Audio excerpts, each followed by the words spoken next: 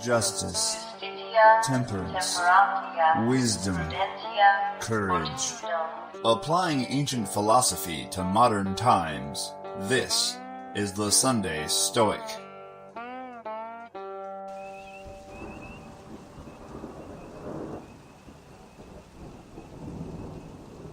Welcome to the Sunday Stoic. I'm Steve, sitting on my porch. A perfect place for a Stoic to sit, don't you think? It's raining outside, it's spring, and the time changes tonight. Hopefully I can get this episode posted. Today's episode will be on the cornerstone of Stoicism, the faculty of reason. Reason is a precious gift, something the Stoics thought we should protect at all costs, prevent outside influences from contaminating it, and we should sharpen it and hone it to make it the most perfected tool that we possibly can. It's something given to us by nature, but something we need to work on to perfect. The Discourses of Epictetus, Chapter 1, of things which are in our power and not in our power. Of all the faculties you will find, not one which is capable of contemplating itself, and consequently not capable either of approving or disapproving. How far does the grammatic art possess the contemplating power? As far as forming a judgment about what is written and spoken. And how far music? As far as judging about melody. Does either of them then contemplate itself? By no means. But when you must write something to a friend, grammar will tell you what words you must write. But whether you should write or not, grammar will not tell you. And so it is with music as to musical sounds. But whether you should sing at the present time and play on the lute, or do neither, music will not tell you. What faculty then will tell you? That which contemplates both itself and all other things. And what is this faculty? The rational faculty. For this is the only faculty that we have received which examines itself, what it is and what power it has and what is the value of this gift, and examines all other faculties. For what else is there which tells us that golden things are beautiful? For they do not say so themselves. Evidently, it is the faculty which is capable of judging of appearances. What else judges music, grammar, and other faculties, proves their uses, and points out the occasions for using them? Nothing else.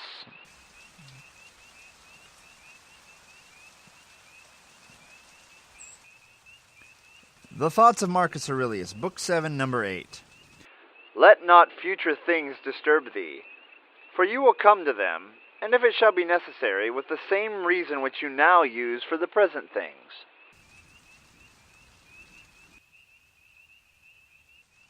Moral Letters to Lucilius, on the true good as attained by reason.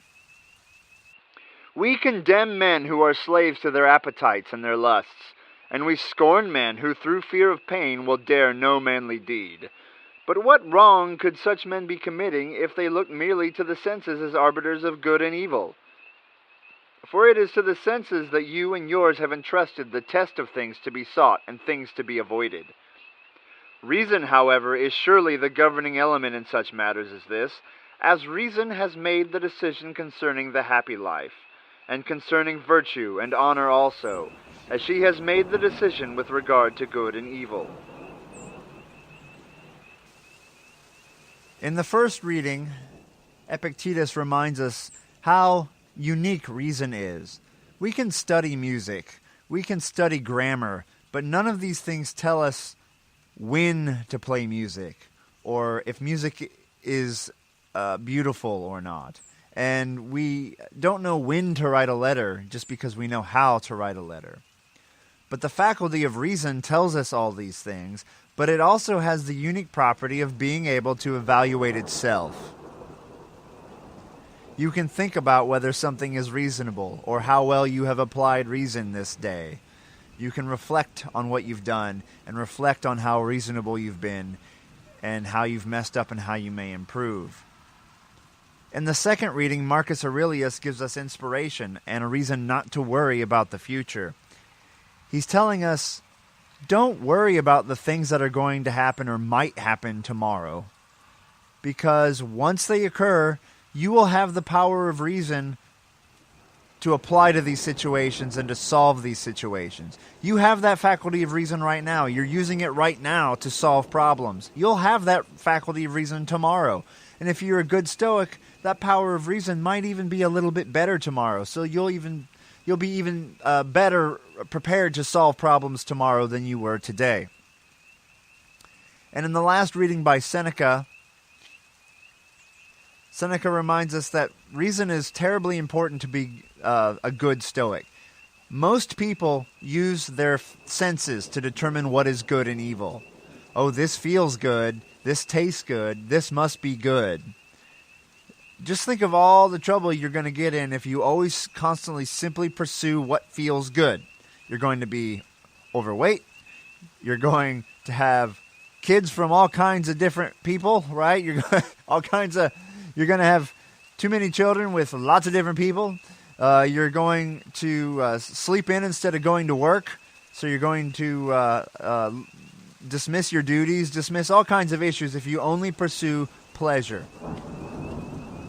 But the faculty of reason tells us what the true good really is, or what the true goods really are. The ability to control ourselves, to not overreact to situations, to do our duty, to be just and wise people, to work on that faculty of wisdom which ties directly into reason, and then to apply that to be just individuals in the world. So you'll note that there are 4 virtues in Stoicism. Wisdom, which, as I said, directly ties into the faculty of reason. Justice, which is then the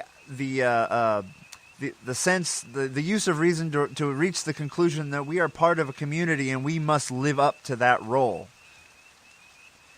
And then we have 2 others which deal with our own self-conduct. We have courage, which is always doing the right thing even if it's scary, right? And then also temperance, self-control, which goes back into what Seneca was saying. We use reason to know not what feels good, but what is actually good for us and good for those around us. And then we do that thing.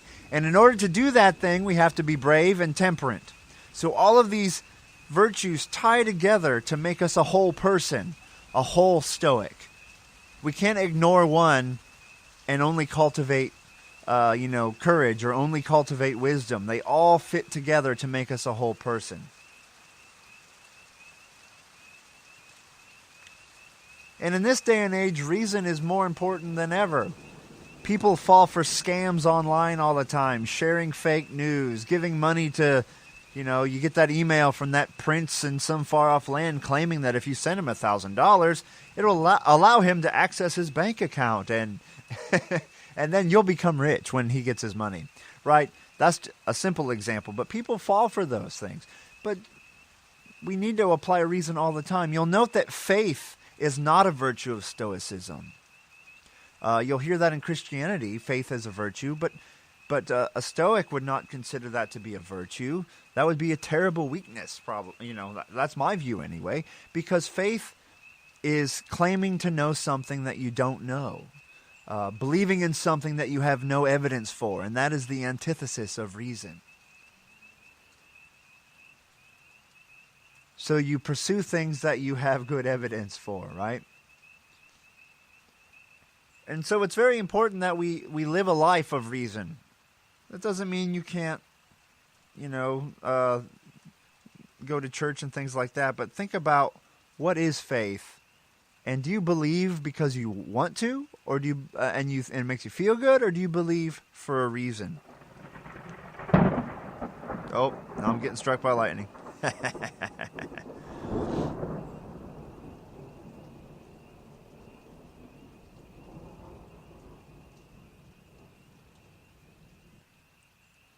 So one thing I highly recommend everyone do as a practicing Stoic in a Stoic in training is to read the ancients, of course, to practice self-imposed hardships, to help those around you, but also get a book or two on critical thinking and really work on that. Really work on understanding how your mind can trick itself. Because the most intelligent people are the ones that can really talk themselves into nonsense the best, because you find more and more creative ways to justify your nonsensical beliefs. As Stoics, we have to be able to take the things that are most precious to us and lay them bare and scrutinize them. Do they hold up under the light of reality? And that's hard. You know, that's a difficult thing to do, but it's something we have to do if we're going to be honest, aligned, strong Stoics.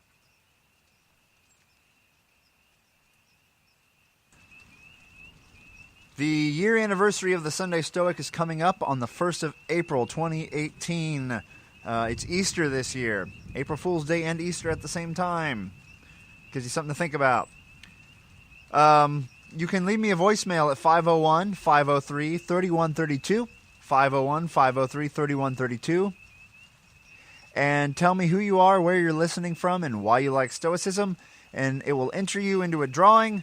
I'll announce the winner on the April 1st episode. The drawing is for a Roman, I think, denarius coin, depicts the Emperor Marcus Aurelius.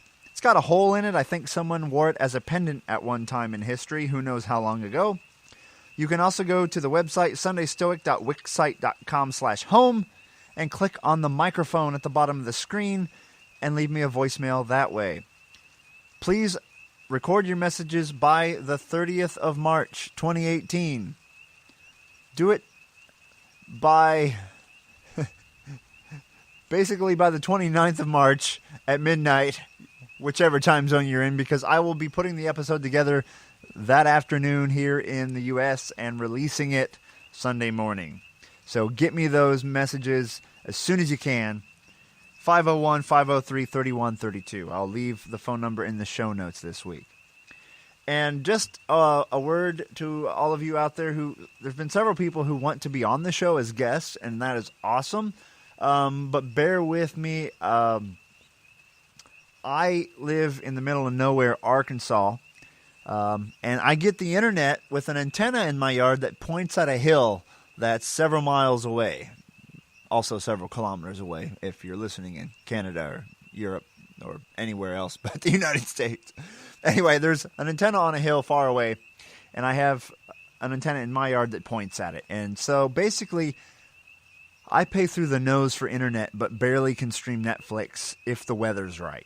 So I don't even know if I'll be able to get this episode uploaded in the storm we're having today. So I can't do interviews from home. The only place I could do them is from work. And got a busy job, and I don't always have time to lock myself in my office and shut the shade. You know, when I'm at work, I'm working. So bear with me on that one. We may have to put some of that on hold for a while. Anyway, I appreciate you all listening. Please think about the faculty of reason. Protect it. Don't let others soil it. It's yours and yours alone. Hone it, sharpen it, cherish it. It is the thing that you have that makes you different from all the other organisms on this planet. It's what makes you human, and it's what makes you a good Stoic. Carpe diem.